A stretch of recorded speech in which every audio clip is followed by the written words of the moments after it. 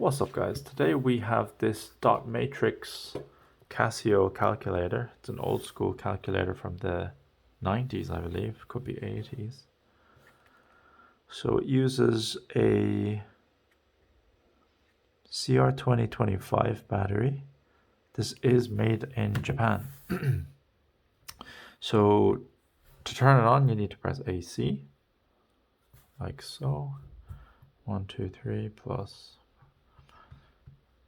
8 minus 9. Hopefully you can see that. I can't see it from this angle. The viewing angle is directly above it. Start. So sine 45 equals that. Yeah, so it's a scientific calculator and it has all your stuff. I don't know how to use it, but there's a lot of secondary functions here. Square root, minimum, cos, tan, sine, hypotenuse, log, exponential. What's mode do? Hang on. AC mode. Mode has a star. I don't know what it means though.